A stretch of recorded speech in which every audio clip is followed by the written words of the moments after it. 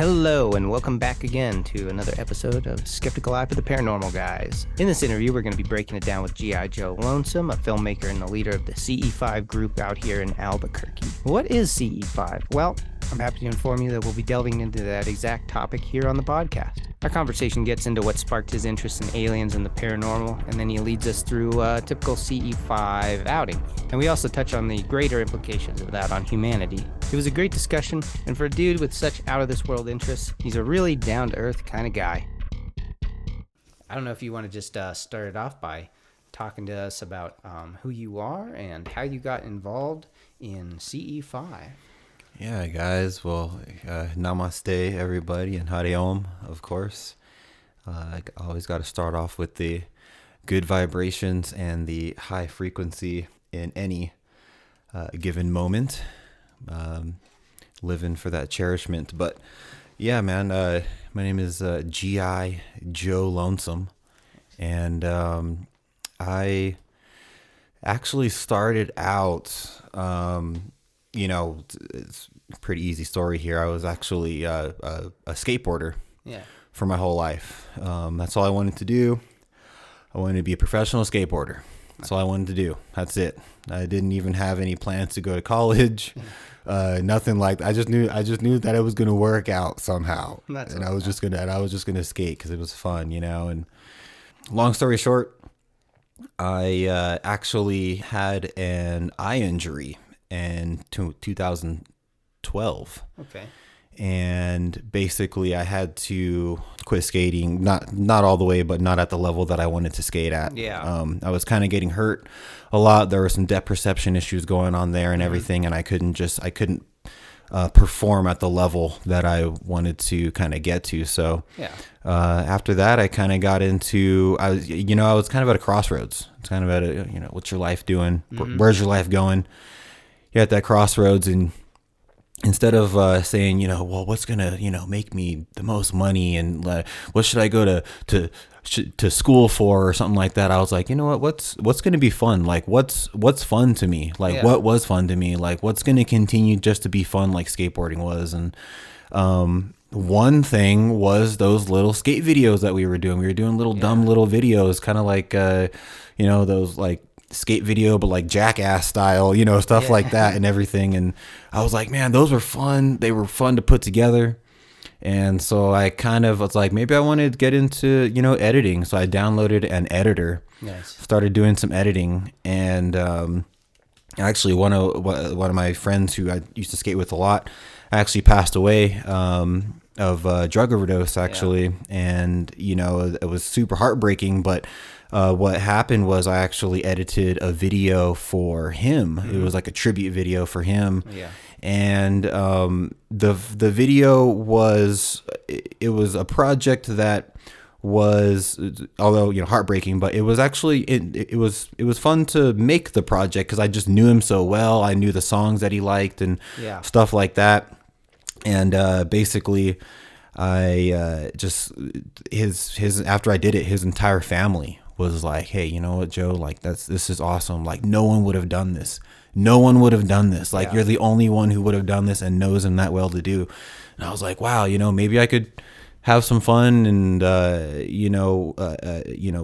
really help people out and touch people, touch people's hearts with my work this way. Maybe it could be impactful.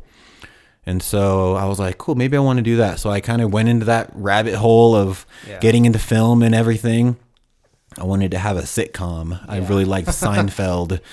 Seinfeld was like, just a family show that we just loved, and I was like, man, I want to do a sitcom. At the time I was working over at Costco. Uh-huh.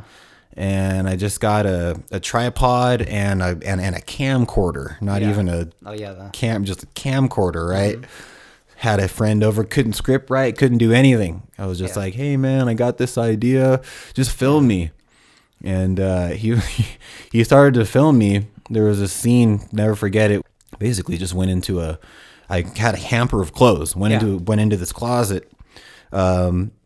I went into the closet, pulled out the hamper of clothes, and just walked out. Called cut. Yep. And I was like, let me see the playback. He was like, all right, cool. I was like, I went into the closet and I was like, dude, you can't even see me. I was like, am I too black or something? Yeah. And he was like, no, maybe you need some light. Yeah. And I was like, what are you talking about? Like the windows are open. Everything's like, I can see it. He's like, well, maybe you need more light, So I kind of got into that rabbit hole of theatrical filmmaking and stuff like this. So I kind of got to a certain height, started a show that went pretty good. Had another idea. One of my most notable ideas right now is called Offset Web Series. Yep. Was doing that idea, was kind of getting into that, and then literally, so you're like, what does this have to do with paranormal? Oh no, I very well know how hard it. It's just goes. It's the thing about paranormal is that it only is it's going to choose you when you're ready. That's the thing about it. Yeah. It's going to choose you whenever you're ready, because if you're not ready by different experiences and different levels of awareness and consciousness, you've probably already been exposed to a lot of paranormal types of things or other phenomenal types of things, but they just bounced off of you because you didn't understand what was going on anyways. Yeah. So I mean, you've always been being exposed. It's just that level of consciousness that finally clicks and finally understands what's really going on. And so it comes from experiences. One day at my apartment here in New Mexico, I literally, man, I was just doing dishes, man. I was doing dishes or something mundane. I was just like cleaning the apartment or something. Yeah. And literally had a download.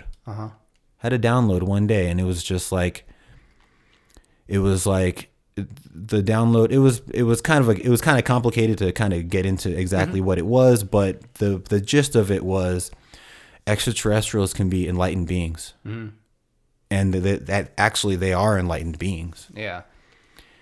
And I was like, what? That's like, this is kind of a strange idea. I had kind of been into a little bit of meditation at that point, just kind of started, and I was really into the law of attraction. Okay, yeah. Because I was into business. I was getting into business and stuff like this. So personal development content with business is all about law of attraction, and you know, obviously the vibe, the universal, like kind of conscious give and take kind of.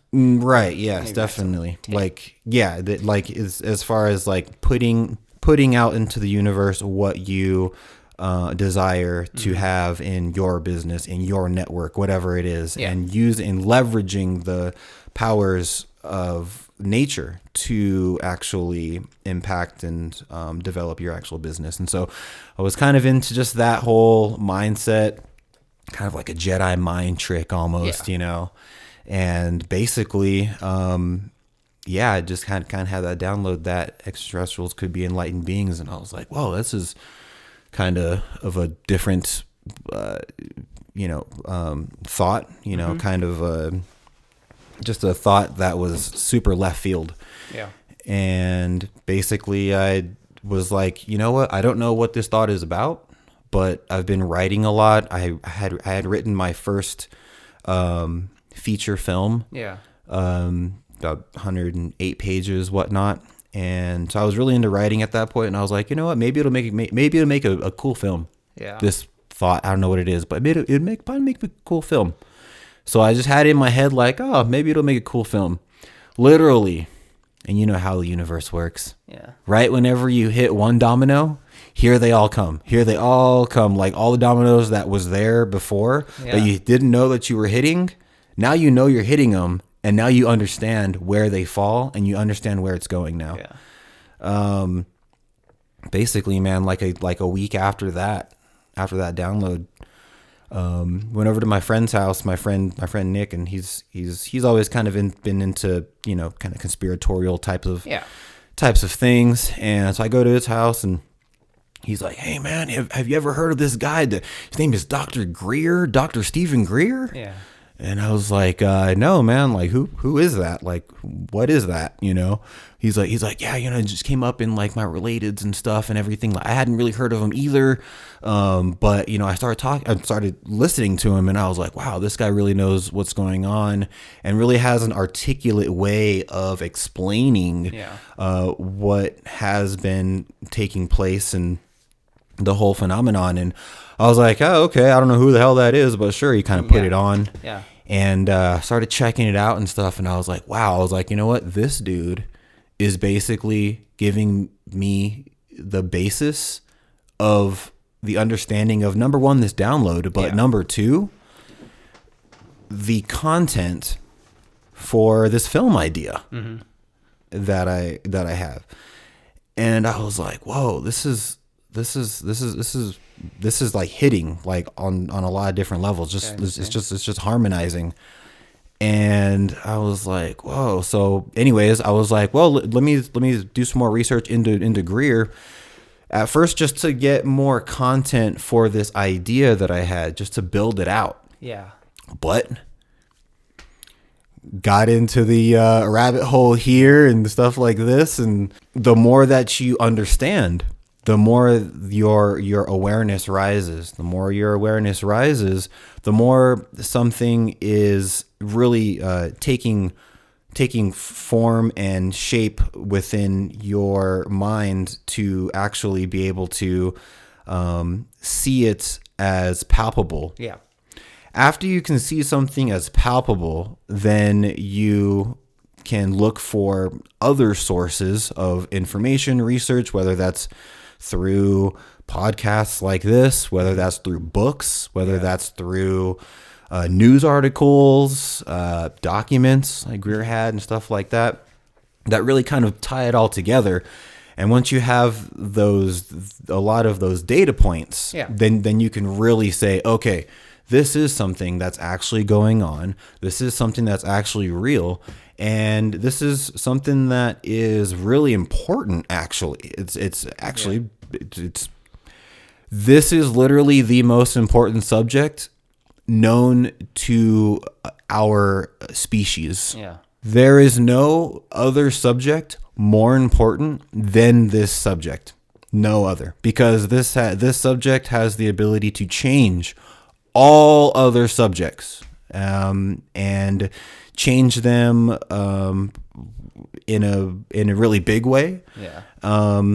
And it can change them in a positive light if you get the right information and you have the right motivation in back of you to actually see what's really kind of taking place. And so that's how I kind of got into it. 2018. Yep. I was like, all right, wow, like, it's pretty awesome. Me and Nick were like, hey, let's go to a Greer lecture. Yeah. So there was a Greer lecture in Arizona, and it was just in Phoenix. And we were like, oh, hell yeah, let's go to it. So we go there, meet Dr. Greer and everything. There's a whole day lecture happening, and we're like, whoa, this is incredible. So I get back from the lecture, and I'm just like, you get back from stuff like that, and you're just fired up. You're like, whoa, like this is happening. I am just so overwhelmed with the amount of information that I am understanding right now. And I was like, you know what? We need to start a CE5. Like, we need to start a CE5. And I was like, is there a CE5 here yet? And I kind of checked out, just researched. Yeah. In local chapters in the area and stuff like this. And I saw that there was one in Santa Fe, but they weren't very like active at the time. They're still not at this point, not very active right now. But as far as it goes, I was like, oh, well, there's not one for Albuquerque. I was like, you know what? I would like to start one. So at first it was just me and Nick. At first it was just the two of us for like months. It was just us and everything. And that's kind of the the origin of CE5 ABQ, CE5 Albuquerque group, and it's kind of grown. Now we have over 1,000 people in the Facebook group, and now it just put on to the Instagram just to kind of branch out a little bit more. Not really, social media is great. It's great to find people and connect people and everything. It's also really good to distract and to separate people too, and to divide. And so you don't want to use it that way. And so, that's kind of the origin of CE5 Albuquerque. Well, that's awesome. And, I love that, just that story. Now, could you kind of, for everybody who doesn't know what CE5 is, could you kind of go through what CE5 is in general and the process maybe, and maybe even just go into how an outing goes? Sure, yeah. So CE5 stands for Close Encounters of the Fifth Kind. Why is it the fifth kind? Basically, there was a project back, I don't know the actual date, maybe in the 60s or 70s or whatnot, Project Blue Book. And Project Blue Book with Dr. J. Allen Hynek was the study of phenomenal events, basically, to try to basically document these events and to try to put them in some type of filing system or some order or whatever, so we can understand them. And so, within that Rolodex or whatnot, that filing system, that layer of information, they were able to actually categorize different encounters. And the first encounter, close encounters of the first kind, is whenever you just have a sighting.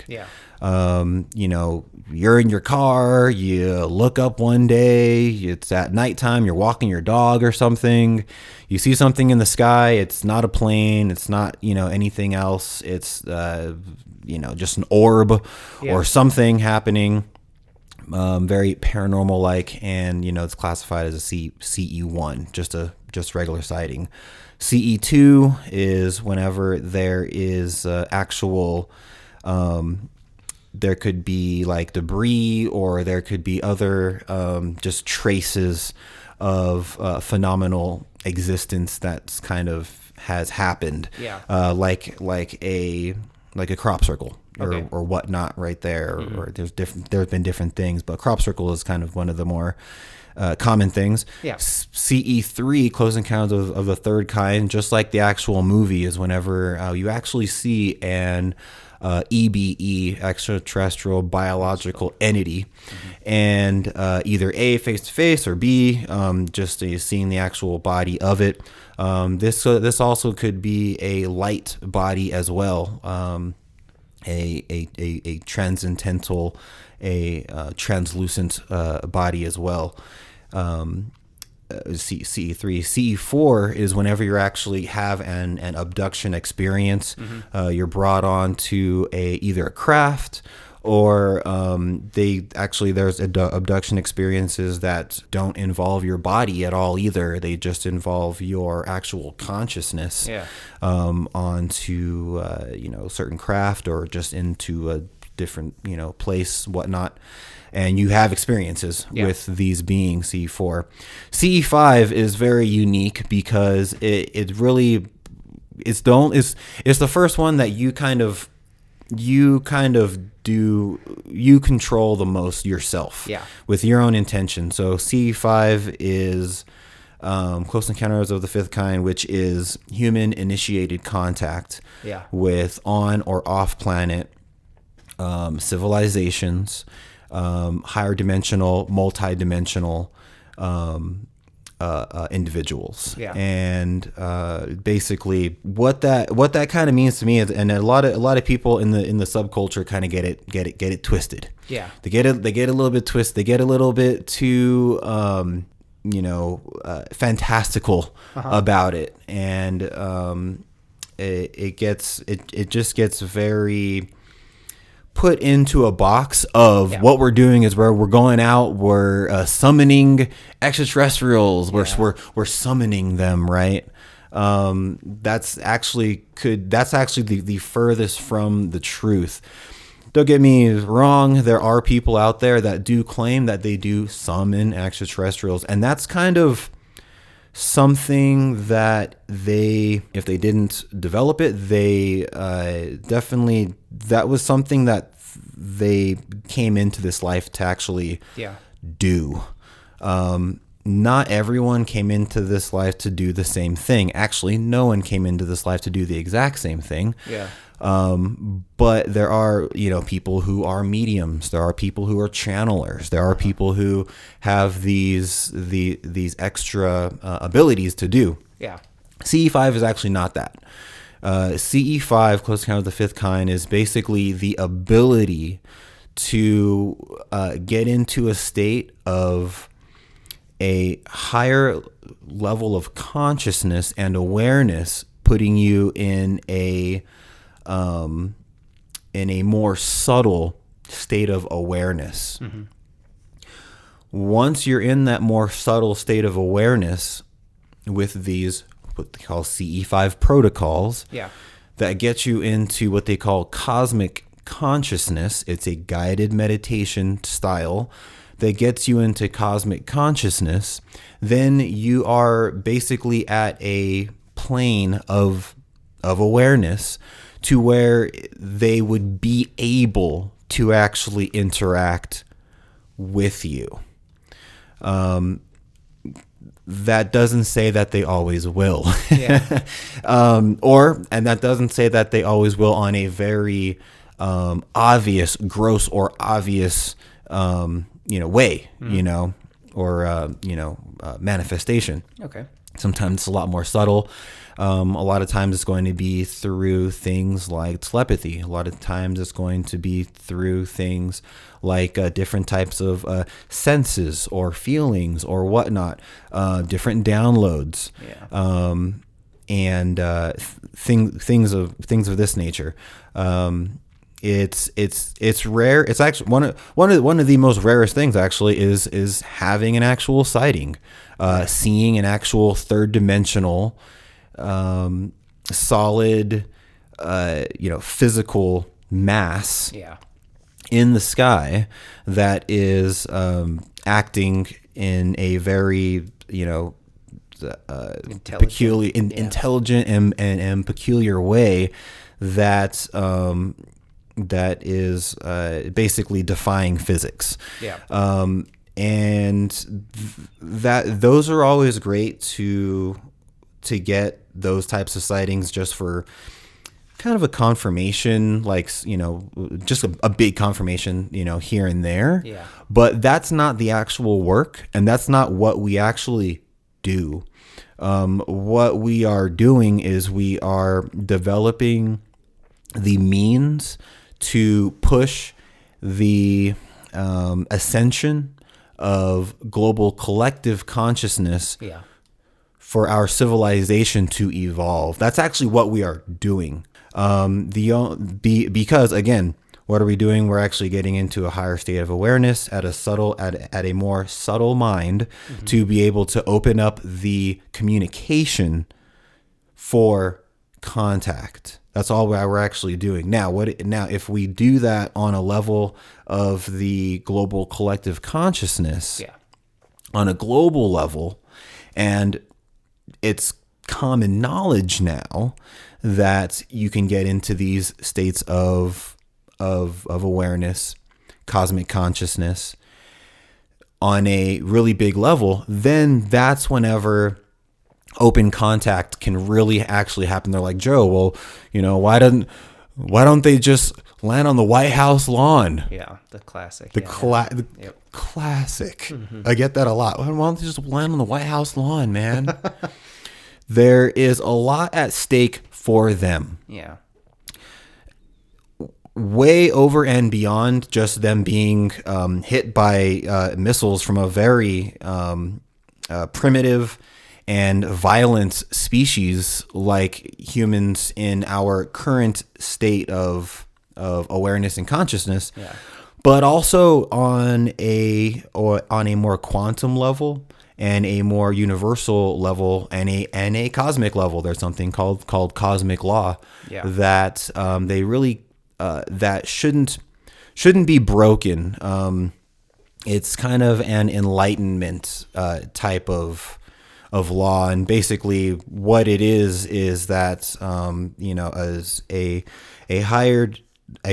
species at a civilization at a higher level of consciousness cannot directly basically manipulate, for lesser words, the evolutionary track of a lower level consciousness civilization. It's basically like a do no harm policy. And it's almost like a monk. Why on earth would a monk take a precept to not kill or not steal or not do a lot of things that other people on, say their own levels of consciousness. Because remember, you're on your level, I'm on my level, so we're all level. We're all level. So there's no real higher or lower here. It's just whenever we talk in these terms, we have to talk dualistically just to get our points across. So I'm just going to say at a lower level of consciousness, people, kill bugs. They might, kill a fly or whatever it is, whenever a monk wouldn't do that, because a monk really understands the ebb and flow of karma and the evolutionary steps that their actions are basically producing, and they're more aware of that. Take that to the millionth degree, and that's what they are dealing with as far as this whole cosmic law. And so us getting up to a level to where we are in a state of higher awareness allows them to be able to have contact with us without necessarily changing our evolutionary track, because we're changing our evolutionary track by ourselves, by reaching out through CE5. So that's kind of what CE5 actually is. As far as the contact modality, as far as the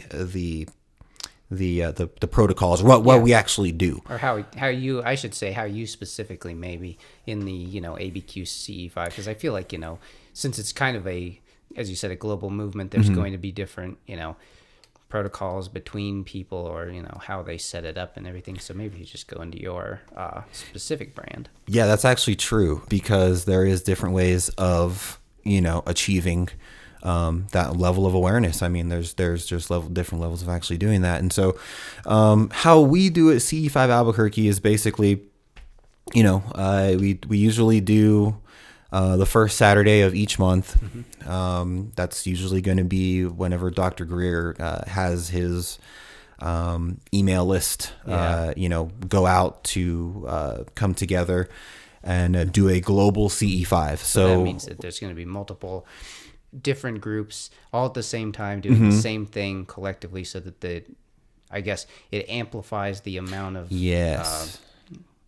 for lack of a better word, vibing that's going on in there. Yeah, exactly. The vibes are just quantified. There's quantified vibrations, and so I mean, if you want to think of the whole Earth as a light bulb, and you got a 6-watt light bulb most days, and then you now have a 60-watt light bulb, and so it's a lot brighter. And so the signal is basically being cast a lot more strong. And so doing it, whenever there's other collective people on the same page in a certain time frame around the entire world, it really feeds into the global collective consciousness grid, and it really fires it. It really fires it up more to actually do on one day whenever we're all actually doing it. So basically, we come out on the first Saturday, and we have just talk about the actual local one, because we do have expeditions where we go out further. Yeah. We do have things out of town sometimes and everything. That's usually whenever it's warmer, and whenever we have somewhere like a ranch or somewhere that is a place that we can basically be legally. Yeah. But whenever we're not doing that, that's specific of CE5s, we do a local one just up here in the foothills of the Sandia Mountains, and go out there. Usually we meet up around 8 or 9, usually a little bit earlier if it's colder, but usually those are going to be the actual times. Yeah. But we'll get out there, and we will get into a circle, and we will basically raise vibration frequency. We can play the CE5 tones, the crop tones, and the other ones, I think, from Mount Shasta, whatnot. Yeah. And kind of have those going to amplify the area. Yeah. First, but after that, we kind of get into circle, get into a form of meditation. We do a puja ceremony, which basically just blesses the area. And it also just amplifies the area where we are. It also is a level of protection too. It's a level of protection for us, opening up our consciousness and awareness all together, outside under the stars. Yeah. There are things that are psychological attacks. Yeah. Those types of things are can happen and are real. And so you really want to make sure that you have that force field of gratitude, that force field of light, and really that force field of positivity going into it that you create with a puja ceremony. Yeah. After you got that going and everything, we usually do a little bit of chanting and stuff just to get onto the same page, and kind of quiet the mind from the outside distractions of the entire world, get everyone into one cohesive, mindset. And then after that, we would usually get into the actual CE5 meditation, which is a protocol called CTS, coherent thought sequencing. Coherent thought sequencing has something to do with remote viewing. A lot of people might be familiar with remote viewing. SRI, Stanford Research Institution, did studies on what's something called remote viewing, where it was basically psychically and intuitively, actually, being able to see a place in all of space or time by your command of focusing on a certain target. Mm-hmm. This target could be anywhere in space or time. So backwards in time, forwards in time, or the present day, anywhere in space as well. Yeah. So that means here on Earth too. But basically, we get into a type of form of that. This isn't going to be the standard SRI, CIA governmental form. It's going to be another one called ERV, which is extended remote viewing, which is more of the getting into a vibrational state of awareness, quieting the mind, and basically getting into a state that you can be very receptive to locking on to a certain target or whatnot. So anyways, basically get into that. We use that and getting into cosmic consciousness, thought coherent sequencing, or coherent thought sequencing, basically is a sequence of thought coherently that gets you from the seat that you are in, and it takes you out into the universe, into the cosmos. And once you're out there in the cosmos, you're actually able to feel, sense, know, have a perception of different maybe entity or craft that might be out in that field. Once you have identified a craft or whatnot, then what you would want to do is basically through this sequence, follow the sequence in reverse all the way back to your seat here on Earth, basically guiding this entity into your circle, where your actual circle is. And the more you do that kind of back and forth, the more that you do that, the more that the directions are pretty much put into the GPS, I guess. They got better devices than Garmin, I'm sure, but as far as it goes, it's kind of put into their direction, and they can basically be able to locate the group. Now, getting into that and everything, once again, this contact modality is more so about getting into the state of being than it is having the all out contact and everything. And as we say, seeing anything is a bonus. It's a bonus. Just to see anything is just a bonus that comes and goes, and it's really something not to focus on. Focus on the real work. Focus on the work of cultivating this mindset and being able to push it into the consciousness of our civilization. That's really what we're out there doing. And so that's basically what we do. We do a little bit of sky watching after that, and that's always fun. We talk to each other, and everything is always great stories going on. This is a great community as well.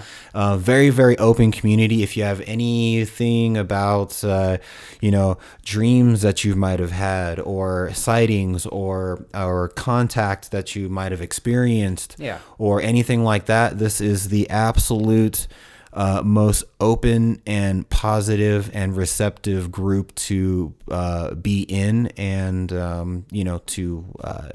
to kind of talk to about those types of fringe topics, and outside of the group. We usually wrap it up, and usually about a hour and a half to 2 hours, wrap it up. And usually you leave there being so fired up, man.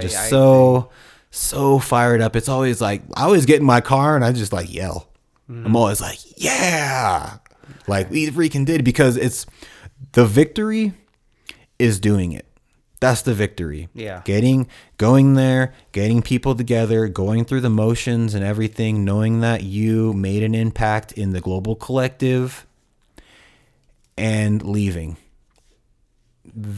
That's being victorious right there. And so if we can be victorious every time, we've been victorious 100% of the time that we've went out for CE5, and that's really awesome to say. That is awesome. And just to kind of echo that, I would like to say that the first time that I've ever been was to the Albuquerque CE5, and I definitely got the same, exactly what you said, where it was the community and how receptive they are, even to, I had never done it. I got some wacky beliefs of my own kind of thing, and I was able to just come in and straight up, like, the energy, also the energy leaving that event too was, it was just refreshing. If there aren't even aliens, like, it's still a great, like, what's the worst you're doing? It's just having a good time out in the wilderness, like, connecting with nature and other people over, and really calming the mind. I think that was the biggest thing that brought away from me after you did the the tuning fork tones. I was able to kind of, I don't want to be like, ooh, it was a shift, but I'm like, oh, I was here. Now I'm at a level that I'm like, mentally engaged in now. Mm-hmm. And so I would like to echo that if anybody is out there thinking about that, that is one place to go. CE5, find yourself a group. I mean, it's literally, I mean, what could be better than going out under the stars with like-minded people and meditating for a better future? Yeah. Like I don't know of a better, I don't know of a more impactful action to take in this manifested life that we have. I don't even know of one. There's not even there's nothing more. You cannot do anything more than that. You are impacting not only everyone in the entire world, but because we're getting into cosmic consciousness, you're impacting every living being in all dimensions of the entire cosmos. Yeah.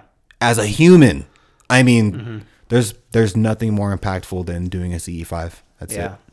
And so I would like to just kind of continue as like, for, getting into this, what has kind of been your most profound experience to you in CE5? What is it kind of like, an experience maybe, or what you've learned and gained from it itself? So, other than my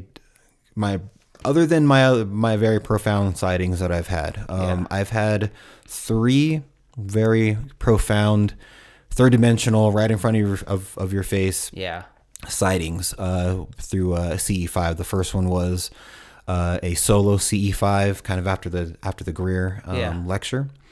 The next one was out in Roswell, actually, for all you Roswell people. 1947. Roswell out there had an amazing sighting with a small group of people. Really awesome orb, low altitude orb phase in and out. Yeah. And then we had another sighting with about 9 people out in Carrizozo, New Mexico. Mm-hmm. And those were all very impactful in their own right. And the last 2 events, the Roswell event and the Carrizozo event, we actually I brought all of the groups together, all people from the groups together on a Zoom call, and we actually talked about what we all actually saw. So we got an account of the feelings that was happening there, and literally what we all had identified as a craft or a sighting. It's funny because it's like trying to identify like a dream that we all have had. Maybe we've all had a flying dream. Yep. But my flying dream is like different from your flying dream. You know what I mean? Right? Maybe I was Superman, maybe you were Batman, maybe you know what I mean? Like maybe it was completely different. Yeah. And not even maybe, it wasn't completely different per person's perspective. Yeah. Kind of a tongue twister, but having a sighting and everything, it is kind of like that. It's like, dude, what did you see? Well, I saw this. What did you see? Well, I saw this. Well, what color was it? Well, it was kind of a blue. No, it was kind of an orangey. I kind of saw like an orangey red. Yeah. That doesn't really matter more than we all saw something at the exact same time. Yeah. In the exact spot, that's the data. Mm-hmm. What's the data? We all saw something at the same time in the same area of either the sky or the ground or whatever it was. Yeah. So that's the actual data. Anyways, other than that, just kind of, I don't know, impactful, just kind of what I've honestly, the most impactful thing is being able to hold space like this. Yeah. That's really the most impactful thing, is holding a space for people to really be able to open up and feel very comfortable in what they've experienced. Yeah. And being able to kind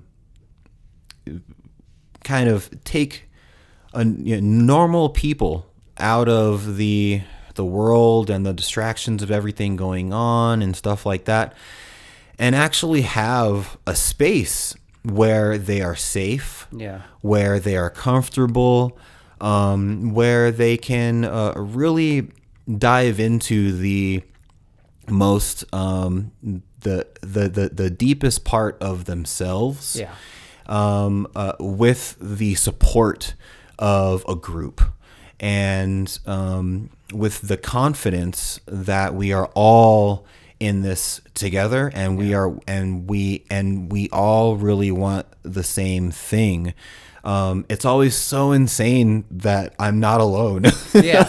That's always the craziest thing. Like, you mean that there's other people who want to go out at night and just basically pray to the universe that we, evolve and have, stories about our experiences that were paranormal or, very phenomenal, and that other people just laugh about. There are other people that want to do that. Are you serious? That actually exists. Mm-hmm. And it's really cool that that I have a really big hand in the existence of that space. So it's the space for sure. That is awesome. Because I have to agree. Just I think, I don't know how far, it feels like you've come just in your life to this point where you're bringing all these people together. There's all this, I think it's just like, you're adding a net positive to the world with the movement, plus, whatever's coming back, like the collective good that comes from that is being brought back to you, and just how that's like, pushed your life forward. And I think that what you're doing is amazing. Definitely. So thanks, man. Yeah, I appreciate it. I mean, I look forward to doing more of this too, especially with all the summer coming up and everything. Yeah, for sure. Definitely a lot of great events and everything coming up for sure. Can't wait till it gets warmer. Exactly. And so I was just gonna ask now, kind of have your beliefs changed? I mean, obviously, you before you learned about CE5, what was kind of your idea about aliens, the overarching idea, and how has that changed now? And have you gone through a lot of iterations of like believing in one thing, and now you're kind of like, ooh, maybe that wasn't what I was. Sure. Yeah. Actually. So yeah, just like at first, honestly, guys, I didn't. It wasn't really any subject matter to me. Yeah. I'm not one of those prodigy, people that's, at 4 years old, so I remembered that I was in the secret space program. That wasn't me at all, guys. Literally, I had this download at the end of 2017, and it's 2023 right now.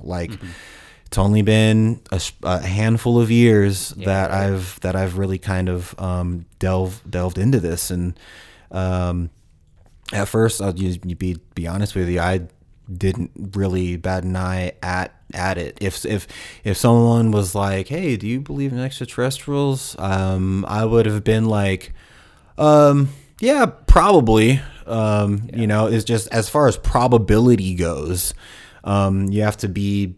I mean, you have to be pretty low awareness and consciousness for way lesser words than what I could say about that. To not think that there is not at least some sort of intelligence outside of this planet. If a piece of grass grows on Kepler planet, or Kepler 22b, which is just like Earth, if a piece of grass grows on that planet, that by definition is an extraterrestrial. I mean, that is extraterrestrial. Yes, life. That is the existence of life, you know. And if you get more into it, mm-hmm. if you get more into what is actually sentient, you can get into planets. Planets are actually sentient beings as well. Mother Earth has a sentience. Mother Earth is awake, essentially. And so if you can see any other, if you could say that there's another planet out there, whoa, hey, there's Saturn. Uh-huh. That planet has a sentience. That planet is awake as well. And that's by definition not of this planet. So I mean, that could be extraterrestrial as well. I'm just kind of reaching now, I guess. But as far as it goes, like, that's really how far you could go with this knowledge. So yeah, I didn't really think of it too much. As I've gotten more into the phenomenon, there is definitely a lot of information out there. I was previewed to a really awesome book, and actually did a little film project with the writer of this book, author. His name is Jonathan Zapp. Okay. And this dude wrote a book named Rabbit Hole Navigation. Okay. And Rabbit Hole Navigation is all about exactly what it kind of sounds like. It's how to navigate rabbit holes. Yeah. And the main premise of the book is to be ambiguous. Mm-hmm. Be ambiguous all the time about the information that's being presented to you. Yeah. Never go all in one side or another. Yeah.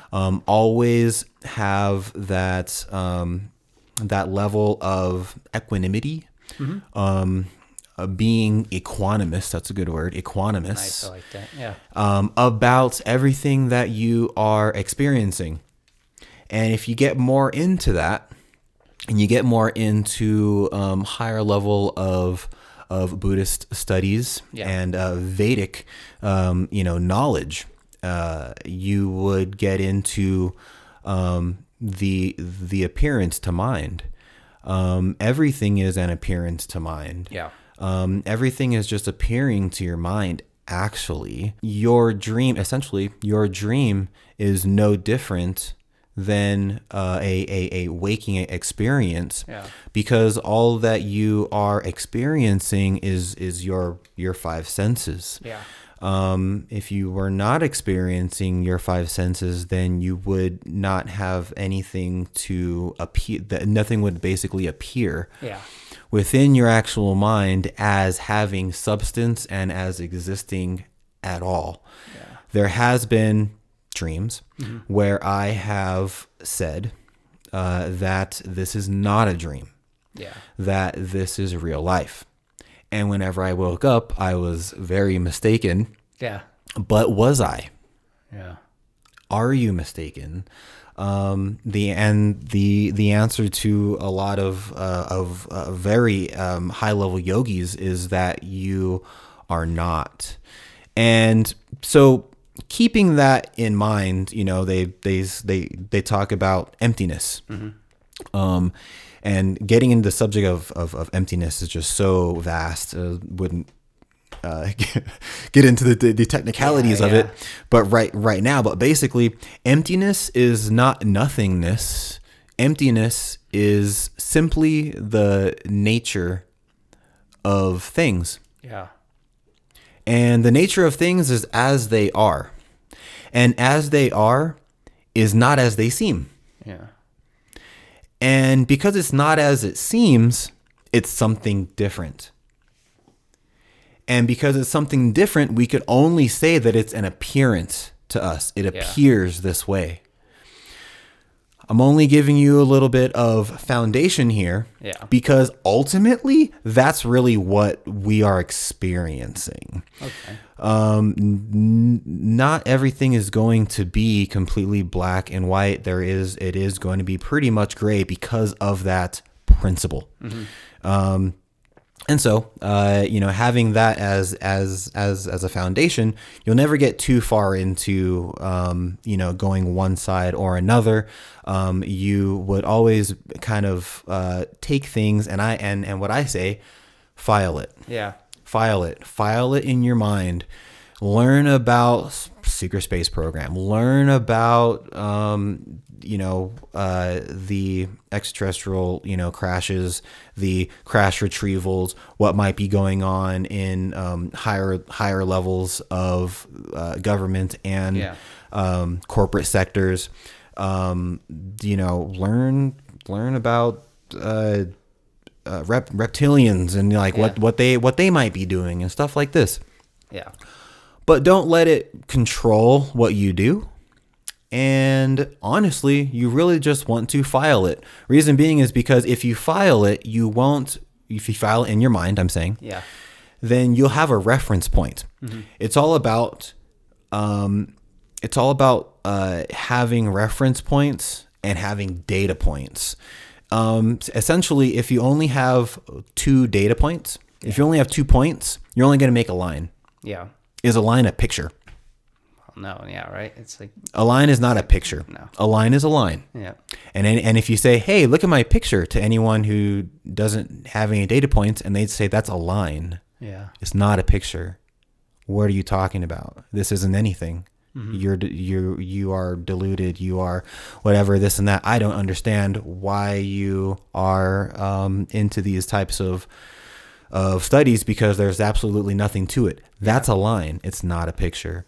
However, if you have a lot of data points in the subject from a lot of different, researchers, stuff like this, everything, then what you can do is you can kind of play a connect the dots type of thing. Yeah. And if you have 50, 60, 70 dots, 80 dots, you can actually make a pretty nice picture. Mm-hmm.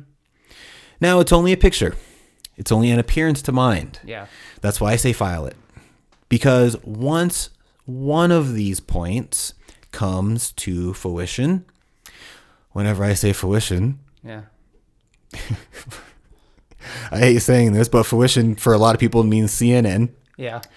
Whenever it comes up onto the news, yeah, as real or whatever, then you won't be so sidelined by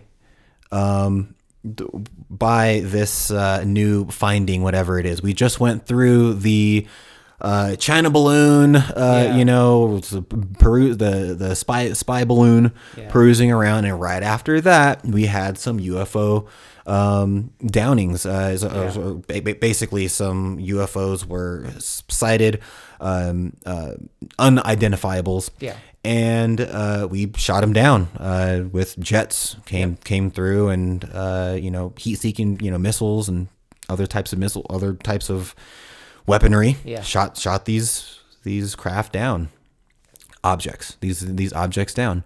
Yeah. To someone who doesn't know anything about nothing, you could be on a wild goose chase about what's going on here. Yeah.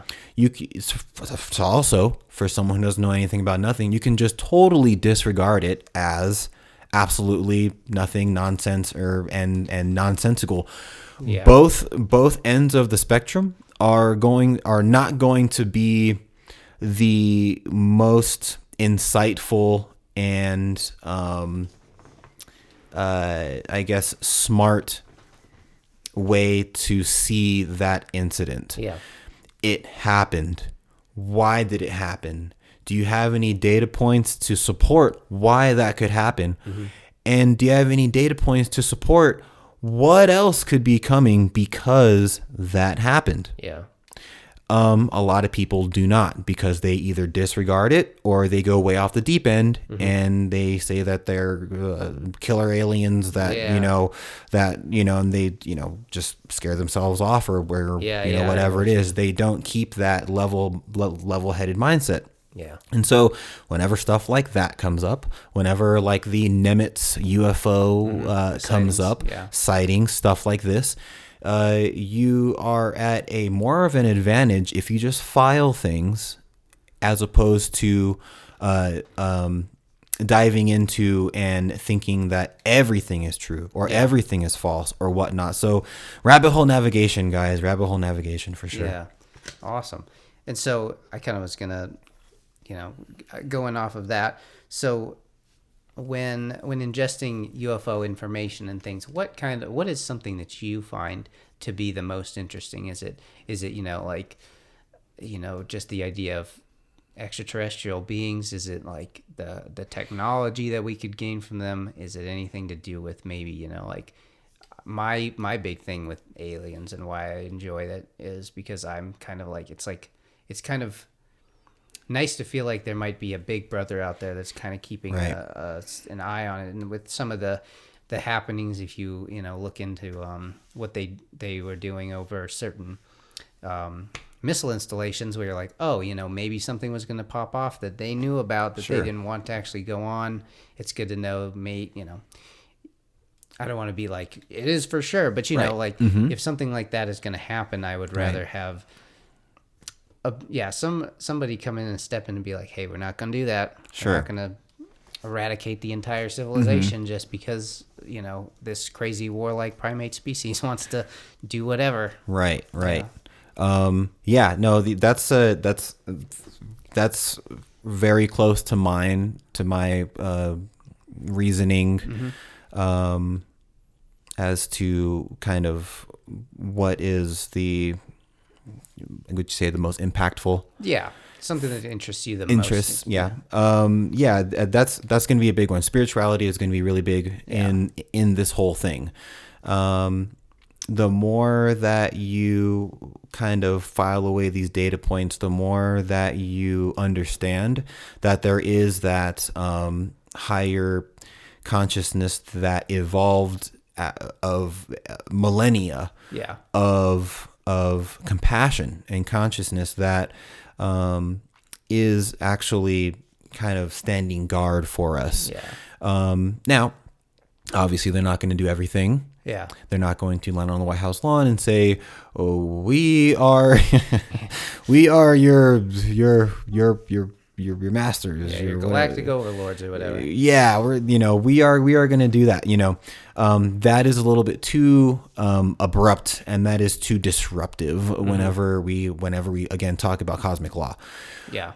But whenever it comes to nudging things a bit, like shutting down nuclear installations, like putting people in place that have a certain amount of downloads or whatnot to be able to sway or kind of guide the global collective of our civilization in a certain upward, way, like a channeler or someone like that, or, whatnot. That's going to be, again, that's only going to be heard to the people who are ready. And if you are ready, then there's not a whole bunch of fudging whenever it comes to, are we actually disrupting the evolutionary consciousness of this civilization? So definitely the spirituality part is going to be big. There were, after you kind of get into this, you kind of like rate, your life before this. Yeah. You kind of like go back and you're like, who are the people who, brought this up, or who are the people who are into kind of like more of like the conspiracy type of stuff and everything. Yeah. Ever since like 9/11, be ambiguous about this, of course, but ever since 9/11, I've always kind of been like, well, something is not completely right. It's not, the truth isn't always, the truth is not so obvious after like that one, because obviously that was something that happened in my lifetime. We can go into Marilyn Monroe, we can go into other things that happened before our lifetimes, but as far as our lifetimes, 9/11 was the big kind of wake up call and seeing behind the curtain, so to speak. Type of kind of, and kind of lifting the curtains, getting into that. And so that was kind of the one thing that I kind of looked back on like, but other people had kind of came up to me and were like, there's this and that, or, whatever. But I just wasn't, I wasn't ready and receptive, because that wasn't my time to be ready and receptive. And, so, it's definitely going to be that part. Other than that, the ways and means of new energy, and technology is going to be really the one of the overarching benefits that we are going to more so be basically kind of cashing in on, as far as not cashing in on, but basically as far as like being able to utilize these types of higher dimensional, transdimensional technologies and medical types of devices to not only heal our civilization, but also be able to be better for Mother Earth, and get to that level 1 civilization, which is a 100% peaceful civilization throughout the entire world. And we are 100% running energy that is sustainable with zero pollution. That is a level 1 civilization right there. Yeah. Guess what we are, guys? As according to Michio Kaku, the physicist, scientist, astrologist, the astrophysicist. Astrophysicist. He is a lot. He is many titles. He's a great dude. We are a level 0 civilization right now, and to get to that level 1, it's going to take some work. The cool thing about it is that there actually, which is great, there was a threshold that in evolution consciousness that we crossed in a positive way about it, trajectory, that we actually had achieved the ability to continue our evolution, as opposed to falling back into more of the dark ages, more of a lower consciousness civilization, and completely blowing ourselves up into an oblivion.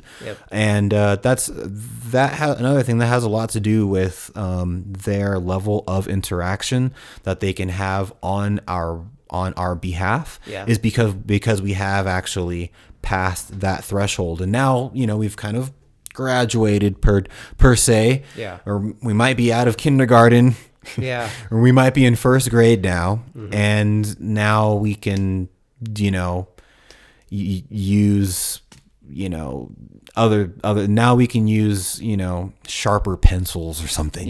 Now we can they'll give us they'll give us like books now, like we can actually go for the knowledge ourselves, as opposed to eating, napping, and playing. We can actually get onto more of an intellectual path with them handing things down to us, because we've ascended to that level. So that's kind of the cool thing about where we're going with all this, and the exciting part about that. No, that's awesome. And so and it kind of started to wrap it up here a little bit, but just the kind of, what would you say is... Sorry, now I'm all like looking at my notes again. But I guess a big thing for people in the the UFO community and everything is stop that. Cool. Just like the idea of disclosure. What does disclosure look like to you? And do you think that we will ever get the classic, we're not alone kind of speech? Do you think that's ever coming, or is that going to just be what they've always done, kind of pushed it down and Yeah, no, you know what? I think that's gonna. I think that's gonna be a part of it.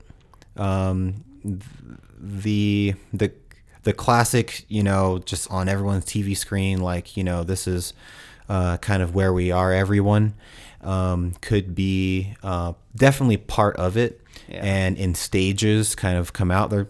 It's kind of happening now as far as that kind of goes with the whole UAP task force and stuff like this. They've kind of gotten up there and was like, hey guys, like, we are just telling you that the U.S. military government is telling you that there are things that we don't know what they are, and the last 70 years of people saying things, we're sorry. We are sorry because for all the ridicule, because there are actually things that we do not know the origin of, and there are things that defy laws of physics that we know. And so whether either A, they are being truthful about not knowing, or B, that it's plausible deniability that it's out there and they're just choosing not to know so they don't have to lie, or they know everything and it's just a whole secrecy thing, or whatever it is. They've made that public. So that is actually happening. That is happening now.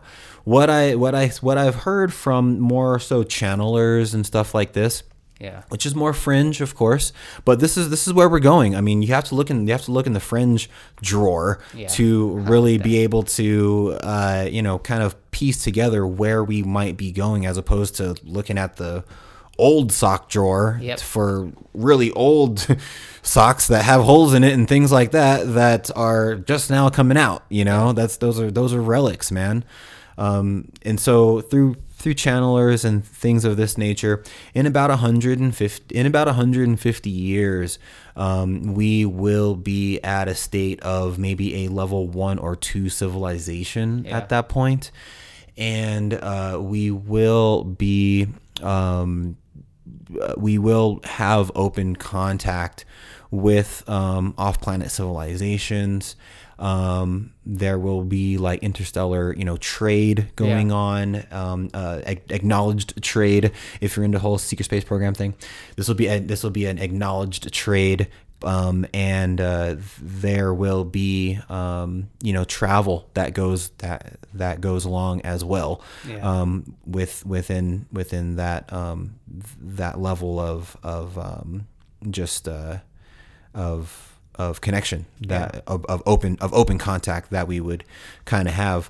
A little bit after that, it said that we would actually be able to have an off-planet civilization orbiting the actual planet. So a lot of extraterrestrial civilizations actually don't live on the actual planet. Why? Because you are harming. Whenever you live and dwell on a planet, you are literally harming it whenever you live and dwell on it. And so if you dwell off planet and you only use the biosphere and the energy from the planet and like the gravity of the planet and stuff like that, you're not actually harming the planet. You can also go down there just for higher consciousness visitations, with the mindset that this is sacred ground, and you wouldn't be building a lot of stuff out there or polluting, obviously. So it would just be in higher level of cherishment for that actual planet than actually living on it. And so then that might be in maybe a couple thousand years to get to that part, but about 150 years is what they're saying to hit that next milestone, that we would be at maybe a one or two level civilization, which is cool, which is honestly right around the corner if you kind of think about the millennia of time that these civilizations have gone through, from being a civilization like us, from being a level 0 like us at one point or another. So it's pretty exciting. Oh, that's awesome, man. And just, I do feel it, that bell curve is going up. We're rapidly ascending into the future, if you will. Right. And so thank you so much, man.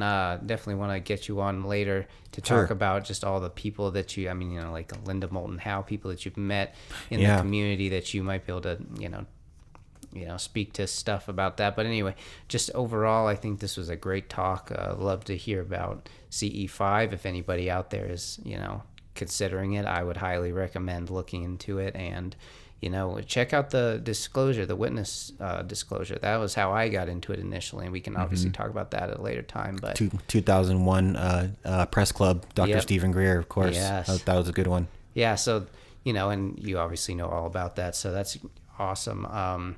To wrap it up, just let people know if you got any place that they can find you, what you're doing. For sure. Yeah, just on just easy ones, Facebook, Instagram, just Joe Lonesome. Nice. On any one of those, of course. Other than that, just being within the CE5 community, and reaching out on those sources and platforms is kind of maybe one of like the best ways to reach me. But other than that, man, just send me a message through telepathy, man. That's gonna be that's gonna be the next big wave of the science of consciousness and studies and everything. But just also CE5 ABQ. That's going to be our group as well, just on Facebook and Instagram there. Shoot me a message, and I'll try to respond back as soon as I could. But other than that, I'd appreciate, obviously, Pat here being a gracious soul, and in all of his divine grace of just wanting to highlight the just the efforts that goes into what it takes to push this next level of our civilization. And I just thank everyone else, everyone for their service. Thank you for your service and being, here a part of CE5, or just a part of just vibrating at a level that is of positivity, love, and humbleness. That's really going to be where we set the bar and have our foundation in this new level of consciousness. Namaste, everyone. Thank you so much. Hey, no problem. G.I. Joe, everyone. Thank you so much. Skeptical Eye for the Paranormal Guys. We really appreciate you guys watching. Well, how about that for an episode, huh? That was a great interview with G.I. Joe Lonesome.